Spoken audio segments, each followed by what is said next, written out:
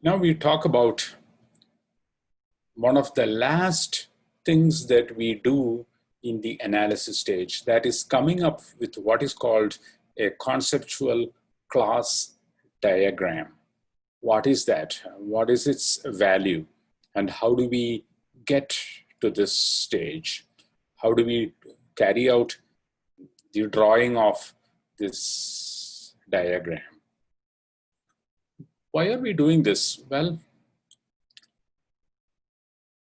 for one thing, we are capturing all the knowledge that we had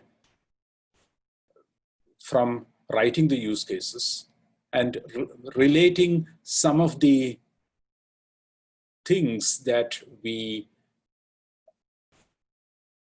learned. So it provides some added knowledge. So there is a little more knowledge here, and it also provides some kind of redundancy. When you draw this diagram, you might actually see that there are gaps. You might actually figure out that you made some mistakes. So it would actually be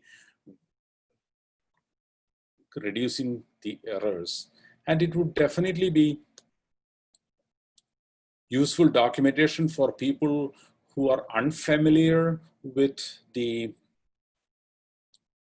application, because new members might be added to a team and they need to know what the requirements are. Simply reading the use cases may not give them a complete picture, but when we see this conceptual class diagram, they have added information, and this would be a different viewpoint as well. Finally, although this is written first, this conceptual class diagram would be immensely valuable to the people who design the system. So these conceptual classes would be the starting point for coming up with the physical classes, the actual classes in a real implementation, like a Java implementation. Not all the classes here would be physical classes, and there would be physical classes that are not in the conceptual classes, but this would be a very good starting point. Okay, how do we come up with conceptual classes? And what are conceptual classes? Well, you will start seeing what conceptual classes are after you'll get a much better idea, at least, when we go through this slide, or after we go through this slide. The way to come up with conceptual classes is to take all the use cases, every use case, and look at them carefully, especially for nouns. So here I have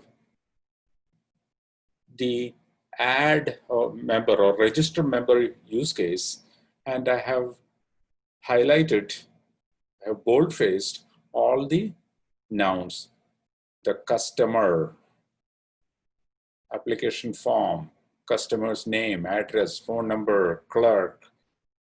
Clerk appears in multiple places. Request, member obviously appears in multiple places, etc., etc. Okay, this is the use case, copied and pasted with no columns. You don't have to worry about columns anymore, right? Highlight all the nouns. It's a very simple process. What is the idea? Well, when you have classes in an object-oriented system, one thing that you will note is that most of the time, I wouldn't say all of the time, but most of the time, 99% of the time for sure, the classes that you create would have a noun as the name. If you don't have a noun as the name of a class, I'm not saying it is wrong, but think about it, whether you have made a mistake or not. Usually class names are nouns. So if you take that approach, and if you can get all the nouns from the use cases, it is likely that you would get all the classes. We are not doing any design, right? We are simply looking at the requirements and looking at the nouns. So you are looking at the classes from the requirements viewpoint, and they are called conceptual classes. From the requirements viewpoint, conceptually, these are the classes. Of course, all these nouns are not classes, that you have to filter them. But what I'm saying is all the conceptual classes should be coming from the nouns that you get from the collection of use cases. If you have 10 use cases, collect all the nouns from all the 10, put them together, and then do some filtering. You should be able to get the classes that are there from the requirement standpoint. But that is not how you're going to design them. So they are not physical classes. They are not necessarily Java classes or C++ classes. They are conceptual classes. They are there because from the requirement standpoint, we are thinking that there are such classes. So once we get all the nouns, so assume that we collect all the nouns from all the use cases, put them together and classify them. Some of those things wouldn't be really related to the software. For example, look at these things in red. Application form. Well, that is something on which the person who wants to become a member of the library writes his or her details like name, phone number, and so on. That doesn't really become part of the system. Information from it is gathered. That piece of information is all here. So this in itself is not really relevant. That shouldn't be considered as part of the software. Or look at the clerk. We are not having any functionality here that worries about the staff members of the library. This application does not, for example, relate to the payroll part of the library. So a clerk is not part of the software system.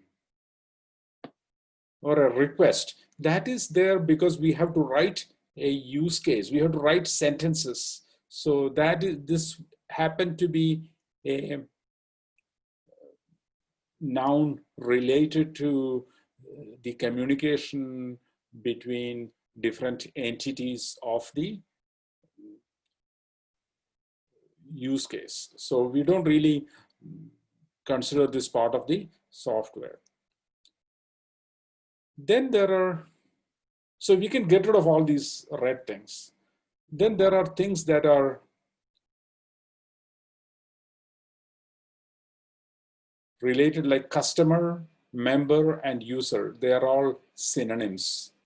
Maybe we will not use customer that much in our jargon here, but member or user would be more frequently used in the library context, but they are all the same. Customer, member, and user are all the same. So we need to only pick one of them because they are synonyms. Member information is not really necessary because that information is here. And they are also found on the application form, right?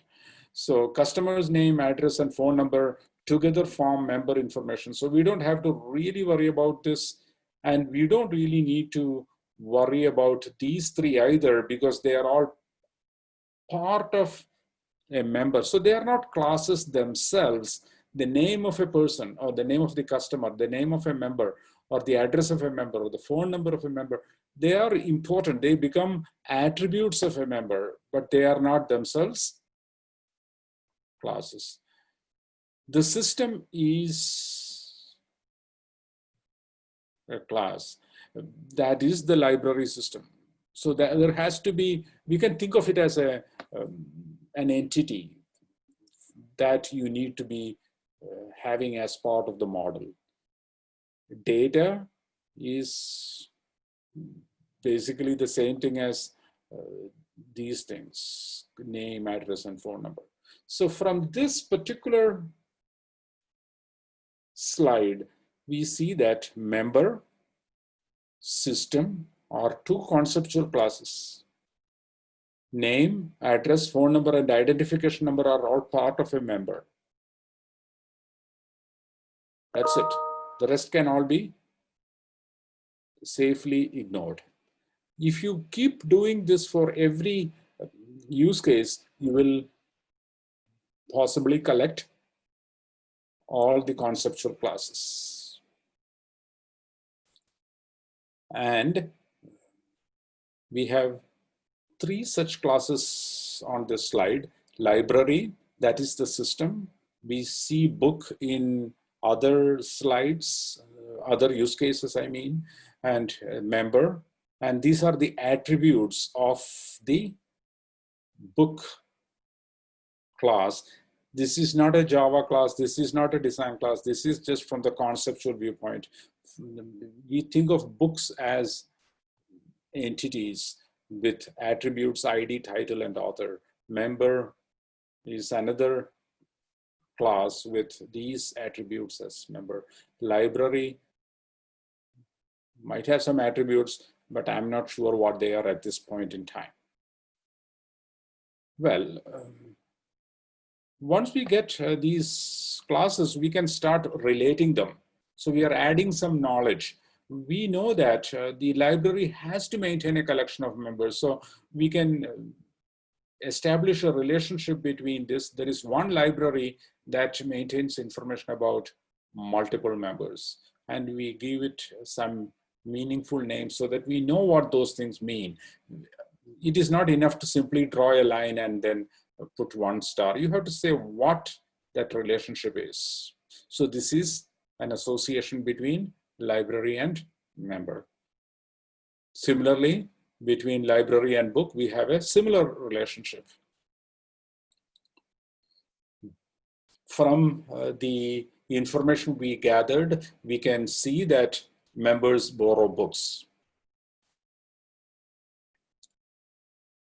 One member borrows multiple books, but the same book cannot be borrowed by multiple members. So it is a one-to-many relationship.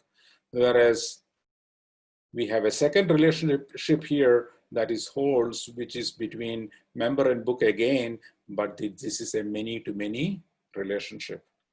And we can collect all this information and come up with this final diagram. This is the conceptual class diagram that shows three classes and relationships between some of these classes.